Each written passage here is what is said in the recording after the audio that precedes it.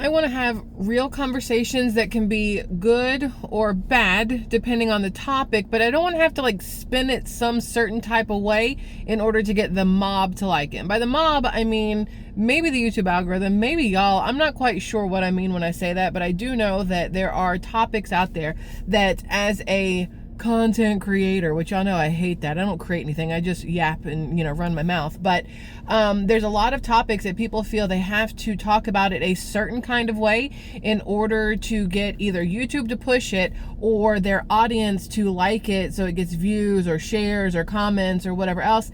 And that kind of was the game that everybody and their mama had to play for the last couple years.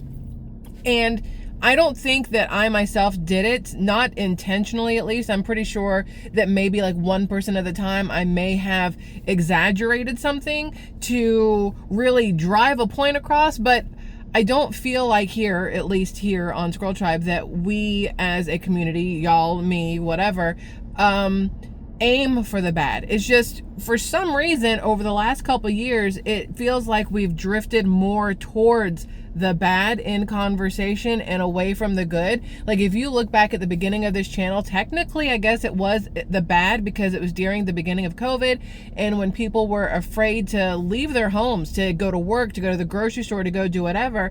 And so I would go out and show you guys kind of what was going on at these places, right?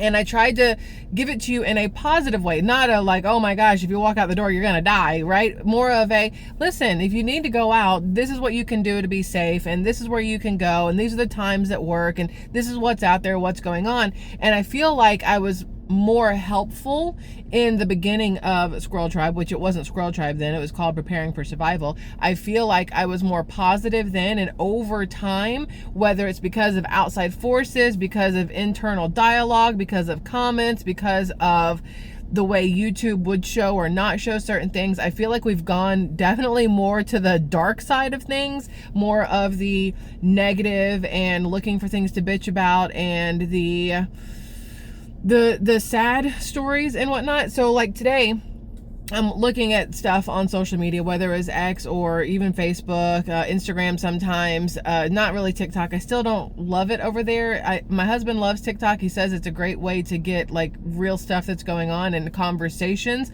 whereas X lately has been more just literally Republicans and Democrats trying to rip each other out at the throat. Like that's what that has turned into. And the push for black fatigue and the push for just negativity in general, whereas TikTok, in theory, you can have all kinds of conversations and you can see the good, the bad, and the ugly, and like the amazing, the miracles, the whatever.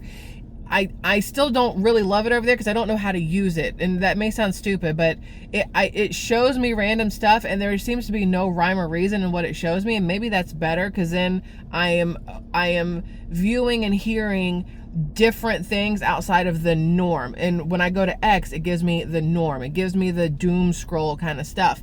And I was thinking about it earlier. If you get on YouTube right now, which obviously you're on YouTube right now, but if you get on your home screen and you start scrolling your home screen, a lot of people are like, I don't see anybody I'm subscribed to. I don't know who these jokers are. I don't know what this topic is. This isn't something I've looked up, whatever else. And my husband and I have been talking about it a lot lately because we see so many content creators right now making the YouTube videos of I'm quitting, or this isn't working anymore, or I don't like it here, or whatever else. And I think a lot of the times people don't understand that when YouTube feels like it makes drastic changes, it can seriously affect the people that are making the content that you're watching on YouTube, right? So for me, when politics hit, and I'd never talked politics before, but I was highly interested in everything that was going on, I started talking politics with y'all, and the channel said, and like blew up, like in a positive way, not a negative way.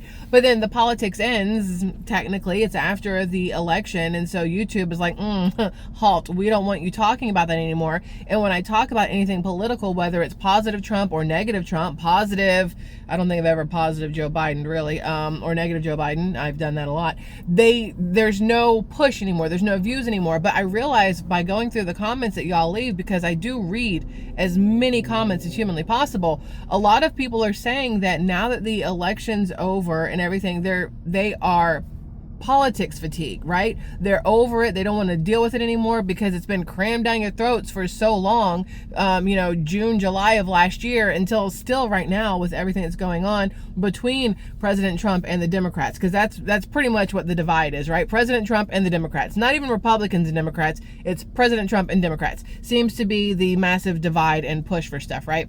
So you have a lot of people that are like, listen, I don't want to do this. I'm getting on here and I'm looking up gardening videos. I'm looking up how to sew something. I'm looking up cat videos, dog videos. I'm looking up all kinds of stuff that's everything but politics. I'm not looking up the world news and whatnot.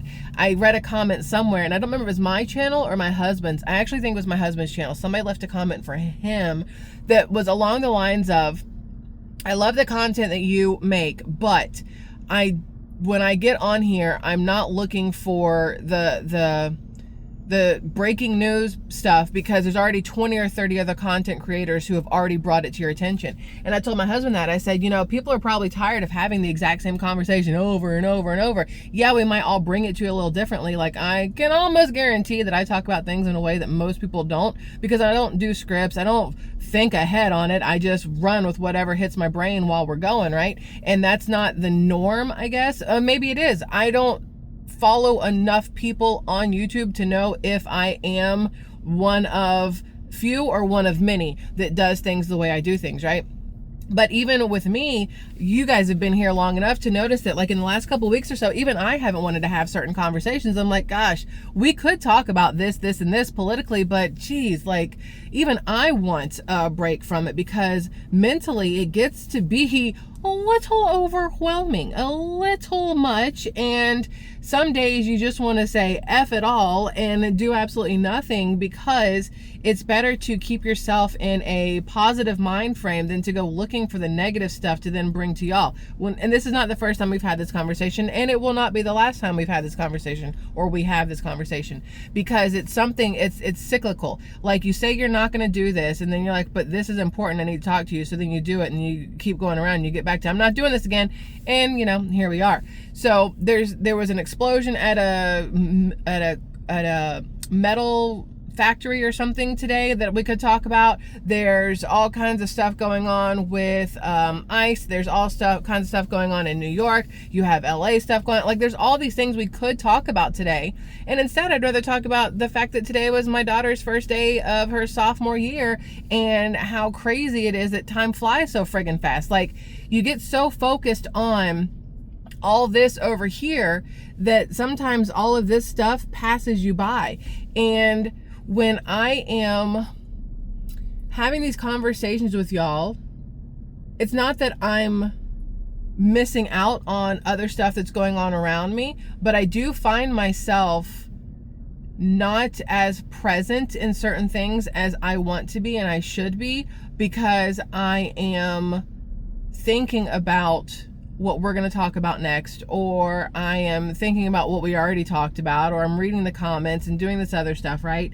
And today, dropping my daughter off at school, I was like, hey, when I pick you up, you want to go to Target, you want to go to Walmart, you want to go anywhere, maybe we can go grab some coffee somewhere, we'll do dinner tonight, because we were going to take her out for dinner last night to P.F. Chang's. It's one of her favorite places, and it was going to be a before school starts kind of thing. But then yesterday, the amoxicillin that I'm on for the dentist visit, I did not think it through, and we went to brunch yesterday morning, and my bestie peer pressured me into a third mimosa that I did not need, and I was perfectly fine with 3, like, it doesn't bother me. But then I got home and I took amoxicillin on top of it, and very, very bad things happened. Like, it made me go, all right, well, this is going to be a dry rest of 2025, because I felt effing awful. So we didn't go out to dinner last night, and I feel bad about it because of decisions I made. We didn't get to go do what I wanted to do and my daughter wanted to do for her before school. So the plan is to maybe take her tonight instead if she wants. But there's just, when I get in the car, like, I bring my iPad with me, like, I have this with me, and I have all kinds of stuff saved to talk to you about, like the news articles and the whatnots. But some days I just really don't want to. I want to talk about what I want to talk about, and I have people saying, well, I'm not here for that. Okay, well then don't be here for that. Like, I think the problem for me is, and a lot of others that I've seen on YouTube who are making videos lately about how unhappy they are with content creation in general. For me, I've always wanted to bring y'all what you want, but at the same time, I want to do what I want to do. So how do you find that happy medium?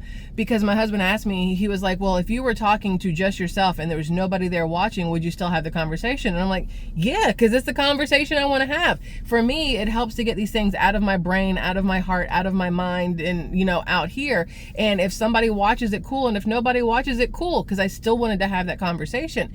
So I have to remember that for myself. Like, I want you guys to get the videos that you want, but I also have to remember there are millions of other channels on YouTube, and if I'm not bringing you what you want that day, you can go find it somewhere else. We are not in a monogamous relationship here on YouTube. This is a polyamorous, is that what it is? You can go and look at as many content creators as you want. Go get your fill of content creators, gobble them up, have as many, be greedy, hoard all the content creators that you want.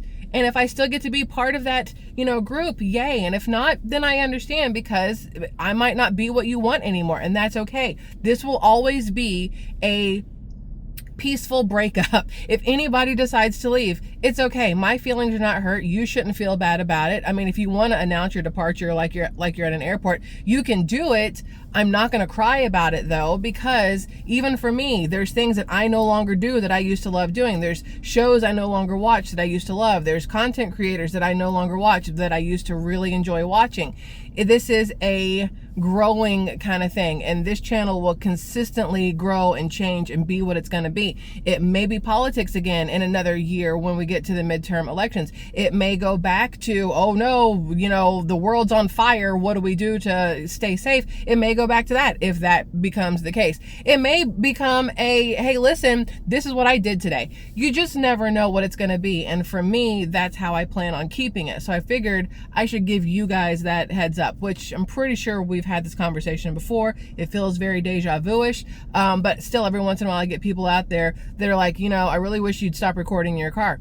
Cool. You can wish in one hand and shit in the other, and let me know which one fills up faster, because this is where I like to record. You can tell me that you want a different topic. Cool. There's another channel out there that probably covered it. Please go find it. It's very, very simple. It is not up to y'all what I do, and it's not up to me what y'all do. I think that's what we all need to remember. We have become, as a people, so opinionated. The irony there, right? Because I'm like all opinions. We've become so opinionated, but we've become opinionated in a not negative, no repercussions kind of way. Because when you can be opinionated behind a screen, behind a keyboard, behind a whatever else, there's nobody to stop you or to remind you that, you know, not being a raging ass is probably a good idea. Sometimes I'm a full-on asshole and I'm fully aware of it, but I feel like it warrants it when that does occur. Whereas some people like to get into the comment sections of channels, not just mine, but numerous others, and just try to see how big of an asshole they can be. And I feel like that's the downside of social media the most. It's not the extra skin that's everywhere. It's not the anything else like that. It's more of the no repercussions for your actions, and your actions being the words that are typed out, right? Is it Mike Tyson that said, how does it go? Oh, I always forget it, but it's always in my brain. No consequences till you get punched in the mouth. I don't remember how it goes. I'm sure one of y'all will tell me, because I can't remember it, but that's what I think of all the time. And I realize that I ramble sometimes. I realize that my train of thought shoots to the moon and then cycles around and then falls into who knows what. And sometimes I never make it back to where I started. And I'm okay with that, because that's just how I am, and that's how this channel is. And that's not going to change. So to sum all this up, which I don't even know if I really said anything, to sum all this up, you're going to get what you're going to get when you're going to get it. I feel like that's accurate. Yeah. So that is all. I'm not bringing you anything earth-shattering and nothing new right this second. I'm going to go pick up my kid from school, but I wanted to have this small little conversation with you, which I always appreciate you letting me have these random-ass conversations with you. And then, of course, I'd like your feedback. If you're going to be a full-on asshole about it, maybe pepper in something nice to kind of take the sting out. But besides that, freedom of speech. Do what you're going to do. I'm fine with it. I love y'all. I might see you again later. Probably not. Gonna hang out with my kid on her first day of school and hear all about it and whatever. And then probably see you tomorrow instead. Yeah, I love y'all. Goodbye.